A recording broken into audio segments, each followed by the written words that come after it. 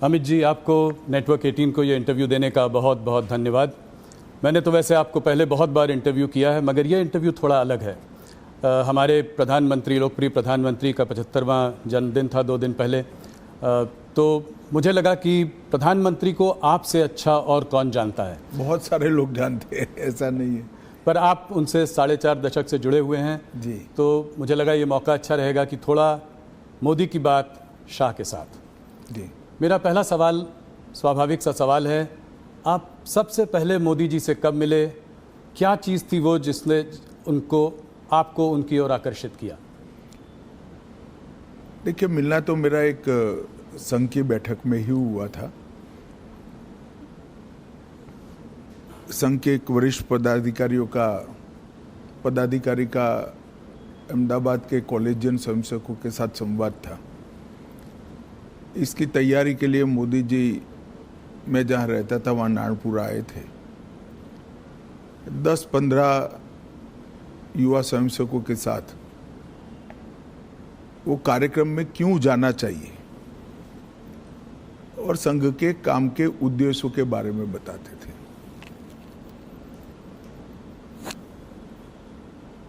एक बिल्कुल अलग प्रकार से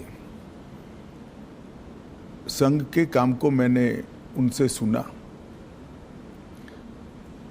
और कार्यक्रम में किस उद्देश्य से जाना चाहिए इसके बारे में भी युवाओं के लिए एक सटीक टिप्स भी थी और एक प्रकार से लंबे समय के लिए मार्गदर्शन भी था। इतने छोटे से एक महानगर के 1200 युवाओं के कार्यक्रम के लिए इतना बारीक प्लानिंग करना, ये बहुत बड़ी बात होती है। मैंने भी नीचे के स्तर पर काफ़ी काम किया है और वो ही बताता था, उस वक्त भी बताता था कि नरेंद्र भाई जो करते हैं वो मन से करते हैं और जो करते हैं वो अल्टीमेट उद्देश्य के साथ जुड़ा हुआ होता है और इसी के कारण बड़े बड़े परिणाम मिलते हैं। कमोबेश मेरे क्षेत्र के ही युवा थे, बहुत सारे युवा प्रभावित भी हुए थे, कार्यक्रम में भी गए थे और उसमें से काफ़ी लोग अलग अलग क्षेत्र में, कोई संघ में ही काम में आगे बढ़ा, कोई विद्यार्थी परिषद में बढ़ा, कुछ लोग भाजपा में बढ़े, अलग अलग काम में काफ़ी आगे भी बढ़े। तो लोक संपर्क और लोक संग्रह, लोगों का संपर्क करना, लोगों को काम के साथ जोड़ना और संपर्क और संग्रह के माध्यम से अल्टीमेट गोल अचीव करना, जो लक्ष्य है उसकी प्राप्ति के लिए रास्ता बनाना, ये उस वक्त हम सब युवाओं के मन पर बहुत गहरी असर छोड़ गया और आगे चलकर इसके कई सारे उदाहरण उनके जीवन से इसी प्रकार के मिलते रहे, जिन्होंने आज दुनिया के सामने जो नरेंद्र मोदी जी है उसको बनाया। आपने प्लानिंग की बात करी तो 1995 तक भारतीय जनता पार्टी गुजरात में अपनी पूर्ण बहुमत के साथ कभी सरकार नहीं बनाई थी। उसके बाद लगातार आप लोग 7 चुनाव जीतते रहे। इसमें मोदी जी का क्या रोल रहा? इसमें प्लानिंग और उसको आप किस तरीके से देखते? भारतीय जनता पार्टी गुजरात में तीसरे नंबर पर थी। कांग्रेस, संस्था कांग्रेस से बनी जनता पार्टी और फिर भारतीय जनता पार्टी, और तीसरे नंबर पर भी हम 11 एमएलए के साथ थे। तो एक प्रकार से गुजरात में पूर्ण रूप से इतनी मजबूत सरकार बनना और इतने साल तक चलना, ये कल्पना करना भी बड़ा दुष्कर काम था। गुजरात में जब 2-3 साल लगातार अकाल पड़ा, तब पहली बार शहर के छोटे छोटे कार्यकर्ताओं को उन्होंने नेता बनाकर गांवों में न्याय यात्रा लेकर घुमाया। अकाल के लिए जहां राहत काम होते थे, जहां भ्रष्टाचार होता था, कांग्रेस की सरकार थी उस वक्त, उसको उजागर करना, न्याय यात्रा लेकर जाना।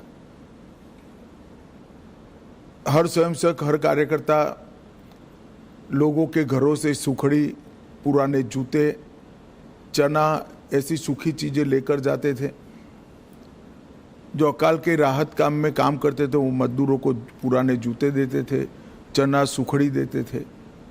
एक प्रकार से उसी को मुद्दा बनाकर हमारे काम का विस्तार कैसे हो सकता है, लोगों का विश्वास पार्टी के प्रति, काम के प्रति बढ़े और पार्टी के कार्यकर्ता के मन में जो सुषुप्त संवेदना पड़ी है लोगों के प्रति, उसको जागरूक कर कर एक राजनीतिक उद्देश्य से आया हुआ कार्यकर्ता लोगों के प्रति संवेदनशील बनकर अपने जीवन को, उद्देश्य को बदल दे। ये दोनों काम वो न्याय यात्रा के माध्यम से हुए। दूसरा,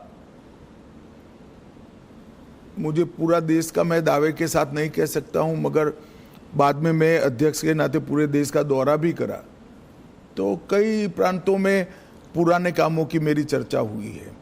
मैं इतना कह सकता हूं, कमोबेश किसी भी प्रांत में बूथ समिति को इंस्टीट्यूशनलाइज करने का काम नरेंद्र मोदी जी ने जब संगठन मंत्री थे तब किया था। पहली बार भाजपा की सदस्यता को बूथ के हिसाब से रजिस्टर में, उस वक्त कंप्यूटर वगैरह नहीं होते थे, हाथ पेन से रजिस्टर बनाए जाते थे, उसको सूचीबद्ध करना, इसकी सदस्यता का जो शुल्क आता है इसका हिसाब रखना और फिर उसका सत्यापन, ऑडिट भी करना, ये व्यवस्था बनाई गई। और मुझे बरोबर याद है, मैं उस वक्त उनके साथ ही दौरे करता था, मेरा हिसाब किताब का काम था और ऑडिट का काम था। लगभग गुजरात के 80% जिलों में बूथ समितियां, मंडल समितियां, जिला समितियां, इसका रिकॉर्ड बनना शुरू हुआ और वहीं से एक स्ट्रक्चर्ड ऑर्गेनाइजेशन के बेस की शुरुआत हुई। वो रजिस्टर के आधार पर कौन पार्टी छोड़ गया, कौन कितने लंबे समय तक काम किया, छोड़ गया तो क्यों छोड़ गया, ये सारी चीज़ों की समीक्षा भी होती थी, मीमांसा भी होती थी। और उसके कारण गुजरात में हम सब जो युवा उस वक्त नए आए थे, वो सभी को संगठन का काम करने का स्ट्रक्चर, तरीका क्या हो सकता है, एक भी भाषण के बगैर जो इस काम से जुड़े थे वो सब लोग समझ गए। तो आंदोलनों से पार्टी को खड़ा करना और आंदोलनों से बड़े हुए जनाधार को पार्टी के स्ट्रक्चर में, के ढांचे में ढाल देना, ये दोनों काम नरेंद्र मोदी जी जब संगठन का काम करते थे तब हुए और इसके कारण गुजरात प्रदेश भाजपा की एक मजबूत नींव पड़ गई। स्वाभाविक सी बात है, जब विजन भी बड़ा है, एग्जीक्यूशन भी इतना बढ़िया है, तो टफ टास्क मास्टर भी रहे होंगे।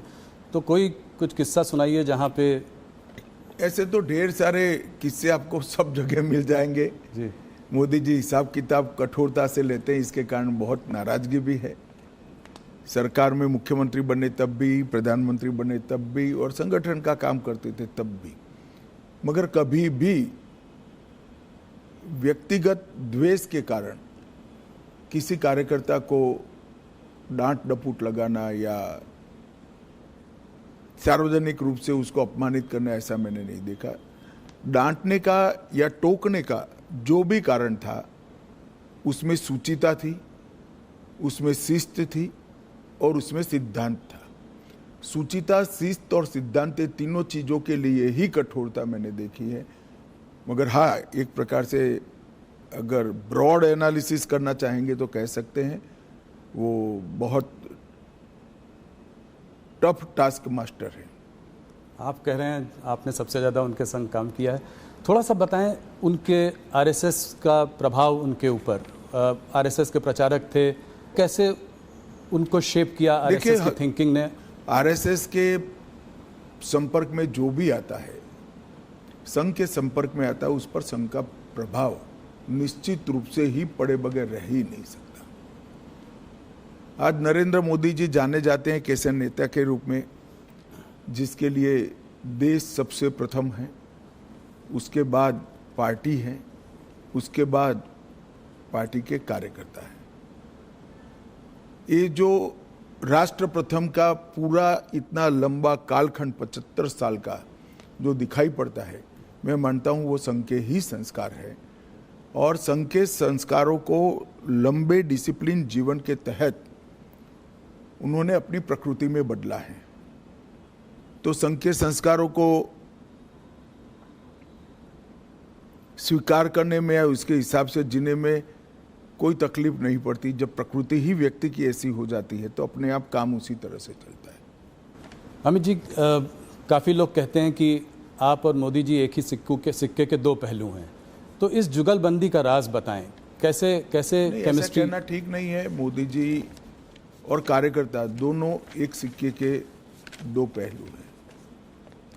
करोड़ों कार्यकर्ताओं के जीवन में उन्होंने रास्ता भी बताया है, कोई भटकता है तो उंगली भी पकड़ी है, कई लोगों के जीवन को नई ऊंचाइयां भी दी हैं और हर कार्यकर्ता को पार्टी के सिद्धांतों के आधार पर जीने की आदत भी डाली है, क्योंकि वो स्वयं कार्यकर्ता है। शायद ही कोई प्रधानमंत्री होगा जो पार्टी की बैठक में डायस पर से उठकर फ्रेश होने के लिए भी नहीं जाता होगा। 3 दिन की कार्यकारिणी है तो 3 दिन पूरा वो मंच पर आपको सजग अवस्था में पूरी कार्यवाही में ध्यान देते हुए दिखाई पड़ेंगे। वो बीच बीच में माइक लेकर टोकते भी हैं और एक प्रकार से मैं कहूँ तो इसके कारण कार्यकारिणियों की उपस्थिति बढ़ गई है, क्योंकि जब आपका नेता स्वयं ही बैठता है तो सभी लोगों को बैठना ही पड़ता है। मोदी जी लोगों से एक दिल का रिश्ता बना लेते हैं। मैंने देखा है कि बड़े बड़े ग्लोबल लीडर्स के साथ भी उनका 1-on-1 एक रिश्ता है। वो प्रोटोकॉल के बियॉन्ड जाकर एक रिश्ता बनाने की कोशिश करते हैं, चाहे वो ट्रंप हो, चाहे वो नेतन्याहू हो, पुतिन जी हो। तो और अगर दोस्त कभी रूठ भी जाए तो उसको मना भी लेते हैं। तो ये कैसी क्वालिटी है जो? देखिए, कोई भी नेता जब अपने लक्ष्य के लिए और अपने देश के लिए काम करता है तो प्रोटोकॉल नहीं रहते हैं। लक्ष्य को प्राप्त करने के लिए, देश को ऊपर ले जाने के लिए जो कुछ भी करना पड़ता है वो साहसिकता से वो करता है और इसमें कोई बड़ा साइंस नहीं है। जब अपने आप को आप निकाल लोगे, अपने आप के अहंकार को निकाल दोगे तो सब कुछ साहसिक हो जाता है। और ये मैंने देखा है। मैंने छोटे से छोटे कार्यकर्ता से बात करते हुए देखा है, उसको प्रेरित करते हुए देखा है, उसको डांटते हुए भी देखा है और बड़े से बड़े नेता के साथ भी इसी प्रकार का व्यवहार करते हुए भी देखा है, क्योंकि उद्देश्य पार्टी ठीक चले, राज्य ठीक चले, राष्ट्र ठीक चले, वो है। अंतर्राष्ट्रीय संबंधों में भी उन्होंने व्यक्तिगत रिश्ते तो बनाए, मगर वो व्यक्तिगत रिश्ते हमेशा भारत के उपयोग में आए। उनकी अंतर्राष्ट्रीय नेताओं की दोस्ती से मैं सार्वजनिक रूप से कहना नहीं चाहता, मगर ढेर सारी घटनाओं को मैं जानता हूं जिससे भारत को इतना फायदा हुआ है। कई प्रकार के अद्भुत फैसले हुए हैं जो कभी फॉरेन पॉलिसी के माध्यम से होना असंभव था, मगर वो देश के हित में हुई। बहुत बड़ी बात। 2014 की जीत, भारतीय जनता पार्टी की जीत, मोदी जी का प्रधानमंत्री बनना, ये अपने आप में एक ऐतिहासिक जीत थी। मैं आपके माध्यम से सवाल पूछना चाहता हूँ। आपको उस चुनाव में बहुत बड़ी एक जिम्मेदारी मिली है। आपको उत्तर प्रदेश को डिलीवर करना था भारतीय जनता पार्टी के लिए। उस वक्त कैसे आपने इसको किया और मोदी जी ने कैसे इसका मार्गदर्शन किया? देखिए, पूरे देश भर में कांग्रेस के खिलाफ गुस्सा और नफरत दोनों थी और मोदी जी के एक प्रकार से 12 साल के मुख्यमंत्री काल के कारण गुजरात मॉडल पूरे देश को आकर्षित करता था। जो कमियां कांग्रेस के शासन में दिखाई पड़ती थी, वो कमियों का जवाब मोदी जी की खूबियों में दिखता था। तो एक बड़ा जन आकर्षण था नरेंद्र मोदी जी के लिए। उत्तर प्रदेश में मेरे लिए जिम्मेदारी ये थी कि संगठन ठीक ठाक कर इस लोकप्रियता को वोट में कन्वर्ट करना और वोट को मतपेटी के अंदर कैद करना। और उत्तर प्रदेश में जातिवाद से ऊपर उठकर देश के हितों के लिए वोटिंग की पैटर्न लोगों के दिमाग में ठसाना। और मुझे लगता है कि भारतीय जनता पार्टी उत्तर प्रदेश में सफलता के साथ ये कर सकी थी। हमने मोदी जी देश बदल सकते हैं ये विश्वास भी खड़ा किया। देश बदलेगा, देश बदलना है तो उत्तर प्रदेश को बदलना ही पड़ेगा, इसलिए मोदी जी उत्तर प्रदेश बदल सकते हैं ये विश्वास खड़ा किया। और जातियों की भावना से ऊपर उठकर उत्तर प्रदेश और देश के भले के लिए वोटिंग करने की एक वोटिंग पैटर्न भी हम खड़ी कर पाए। इसके लिए सघन प्रवास, संगठन का रिपेयरिंग, ढेर सारी चीजें थी, मगर मुख्य मुद्दा मोदी जी की लोकप्रियता जो अर्जित हुई थी, मोदी जी से जो आस बनी हुई थी, वो आस को एनकेस करने का यंत्रणा खड़ी करना था। मुझे लगता है हम ठीक से कर पाए, इसलिए इतना अच्छा परिणाम हमें मिला। जहां एक तरफ मोदी जी इतने लोकप्रिय नेता हैं, ग्लोबल लीडर्स के संग भी उनका इतना अच्छा तालमेल है, ऑपोजिशन लीडर्स जैसे कि राहुल गांधी, ममता बनर्जी, ये लोग उनको तमाम तरीके से गाली देते रहते हैं, जलील करते रहते हैं, तो इसको आप कैसे देखते हैं? कोई उनको मौत का सौदागर बुलाता है, कोई। देखिए, एक दुर्भाग्यपूर्ण चीज है कि राजनीति सिद्धांतों की जगह व्यक्तिगत बातों पर ले जाने का प्रयास हुआ है। और राजनीति में जिस प्रकार की भाषा का प्रयोग होता है, मैं नहीं मानता वो हमारी डेमोक्रेटिक व्यवस्था को पुष्ट करेगी। लोकतांत्रिक व्यवस्था में स्तर विहीन राजनीति एक दीमक के समान होती है जो लोकतांत्रिक व्यवस्था की जड़ों को खा जाती है। और मैं तो आपके कार्यक्रम के माध्यम से देश की जनता को यही अपील करना चाहता हूं कि ऐसी भाषा का जो प्रयोग करते हैं, इस प्रकार की राजनीति को जो बल देते हैं, ऐसे लोगों ने जनता ने दंड देना चाहिए। किसी भी व्यक्ति का भ्रष्ट आचरण हो तो वो उसकी व्यक्तिगत बात नहीं बनती है, सार्वजनिक होती है। उसके भ्रष्टाचार को उजागर करना वो विपक्ष का जिम्मेदारी भी है, परंतु चूंकि भ्रष्टाचार नहीं मिलता है, इसलिए स्तर बगैर की बातों को करना, गलत शब्द प्रयोग करना, जो भी आप बता रहे थे, और वहां तक कि मोदी जी की स्वर्गीय माता जी के लिए अपशब्द बोल देना, ये हमारी देश की लोकतांत्रिक राजनीति को पुष्ट नहीं करेगा।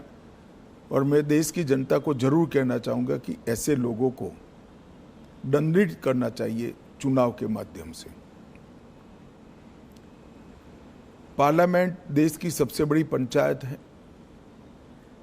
वहां पक्ष और विपक्ष दोनों ने अपनी अपनी दृष्टिकोण से, अपने अपने सिद्धांतों की तहत देश के मुद्दों पर चर्चा करनी चाहिए।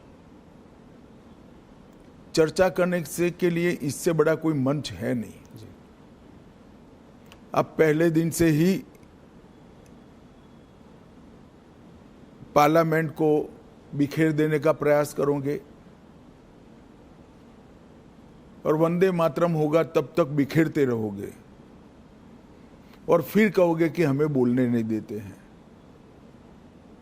बोलने का समय स्पीकर साहब देंगे तो आप वॉकआउट कर जाओगे, बोलने का समय देंगे तो आप राजकीय तंज लगाने में समय जाया कर दोगे, मुद्दों पर बात नहीं करोगे, पार्लियामेंट चलाने के नियमों को नहीं मानोगे, और फिर कहोगे कि हमें बोलने नहीं देते, तो पार्लियामेंट फ्रीस्टाइल तरीके से नहीं चल सकती। पार्लियामेंट चलाने के नियम बने हैं और उनके परनाना और दादी के समय से बने हुए हैं, राहुल जी के। उस नियमों से ही पार्लियामेंट चल सकती है। और आदर्श सांसद वो ही होता है कि वो जो नियमों के फ्रेमवर्क में अपनी बात को सटीक तरीके से रख पाए। खैर, मेरी ये सब बातों का असर नहीं होने वाला है, मगर मैं देश की जनता को ये कहना चाहता हूँ कि मोदी जी ने multi party parliamentary democratic system को पुष्ट करने के लिए हमेशा आग्रह रखा है कि संसदीय शुचिता और पार्लियामेंट्री डिसिप्लिन ये दोनों का पालन किया जाना चाहिए।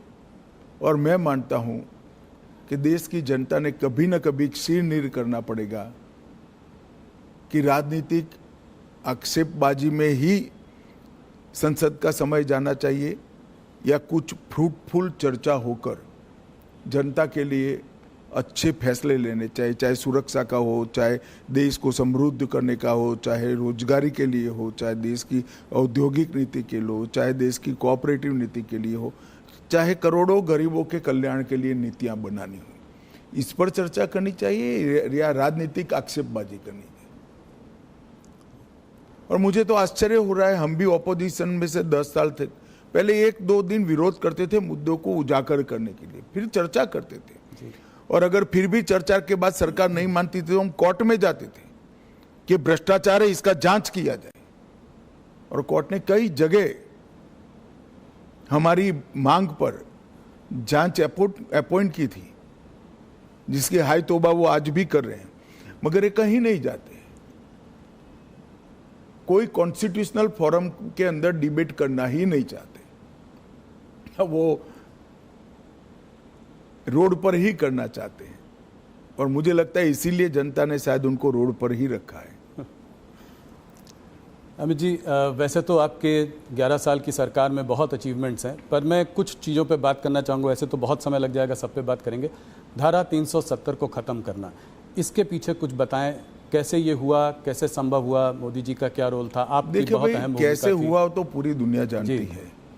क्यों किया का जवाब ये है कि हमारी पार्टी तो जब से धारा 370 बनी तब से विरोध कर रहे हैं। जी। भारतीय जनसंघ के पहले अध्यक्ष श्यामा प्रसाद मुखर्जी का जीवन ही धारा 370 समाप्त करने के लिए, मगर आज तक न भाजपा के साथ पर्याप्त बहुमत था, न दृढ़ इच्छा शक्ति से निर्णय हुआ था।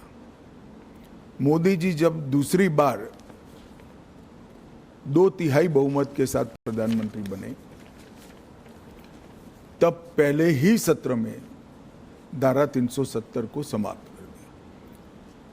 और मैं मानता हूं मोदी सरकार के 11 साल में देश को सुरक्षित करने के लिए, आतंकवाद को कंट्रोल करने के लिए और दुनिया भर में कश्मीर हमारा है ये संदेश भेजने के लिए नरेंद्र मोदी जी का ये कदम बहुत महत्वपूर्ण है।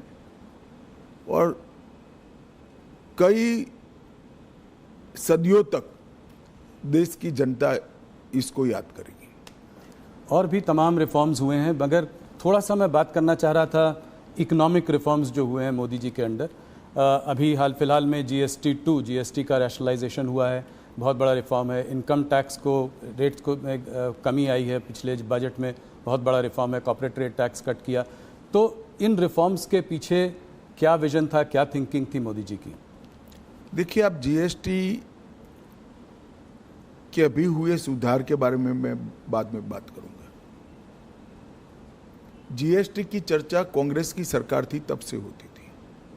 श्री चिदम्बरम वित्त मंत्री थे तब भी हुई, श्री प्रणब मुखर्जी वित्त मंत्री थे तब भी हुई। कई बार कांग्रेस से गुमराह कर रही है कि ये तो हमारा आइडिया है। ठीक है भाई, आपका आइडिया है तो इंप्लीमेंट क्यों नहीं हुआ?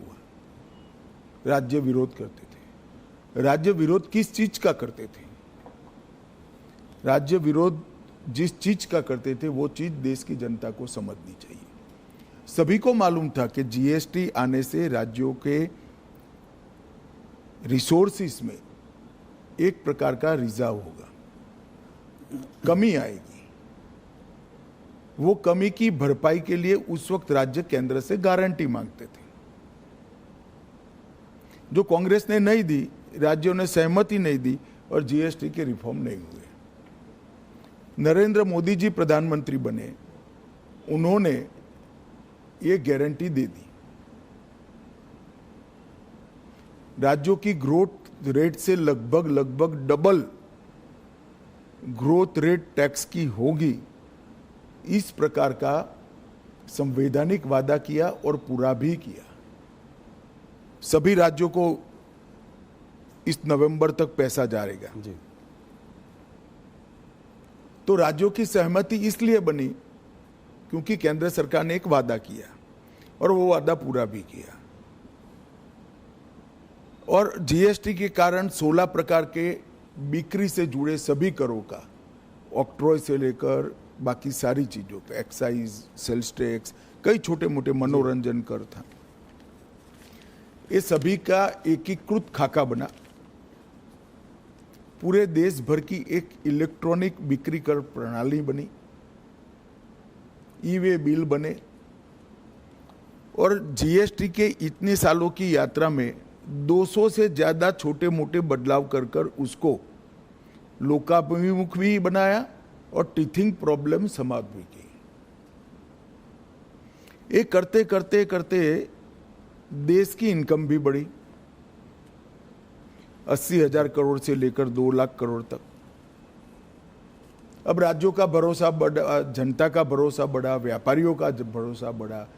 तब चूंकि इनकम बढ़ चुकी है, टैक्स के अंदर 395 से ज्यादा चीजों पर टैक्स कम किया गया। ढेर सारी चीज जो रोजमर्रा के उपयोग की है, इसमें 0% किया या 5% किया। कुछ सेक्टर विशेष को, जिससे देश की निकास को, एक्सपोर्ट को फायदा हो सकता है, उसमें भी एक वैज्ञानिक जीएसटी का दर रखकर निकास को ही प्रोत्साहन दिया। जो रोजगारी से जुड़े हुए क्षेत्र थे, किसानों से जुड़े हुए क्षेत्र थे, लोगों के स्वास्थ्य से जुड़े हुए क्षेत्र थे, वो सभी को टैक्स में कटौती कर दी। और इससे खाने पीने की चीजें, रोजमर्रा के जीवन उपयोग की दवाइयाँ, किसानों के उपयोग की चीजें, महिलाओं के उपयोग की चीजें, हेल्थ सेक्टर से जुड़े हुए इंश्योरेंस। अब व्हीकल एक प्रकार से रिक्वायरमेंट बन चुका है, चाहे 2 व्हीलर हो चाहे 4 व्हीलर हो, वो सभी में टैक्स की कटौती हुई। ढेर सारी चीजों में इस जीएसटी रिफॉर्म से फायदा होने वाला है। मैं मानता हूं ये बहुत बड़ा कदम है और इससे जनता का भरोसा बढ़ा है कि अगर हम टैक्स भरकर सरकार की नेट को बड़ा करते हैं तो सरकार टैक्स की कटौती कर कर फायदा जनता को ही पहुंचाएगी। और ये भरोसा आज़ादी से अब तक अदृश्य था। पहली बार वो दिखाई पड़ता है कि कोई भी सरकार अपने बढ़े हुए टैक्स को ये कहकर प्रोत्साहित करेगी कि भाई आप टैक्स भर रहे हो तो अब हम टैक्स कम करेंगे, तो ज्यादा से ज्यादा लोग टैक्स के नेट में भी आएंगे। मुझे विश्वास है इनकम भी कम नहीं होगी, इन्वेस्टमेंट बढ़ेगा, इन्वेस्टमेंट बढ़ेगा, बाजार में एक प्रकार से तेजी भी आएगी और लोगों को सस्ता भी मिलेगा और यहाँ उत्पादन की गतिविधियां भी बढ़ेगी और देश की निकास भी बढ़ेगी। एक तो मल्टी डायमेंशनल,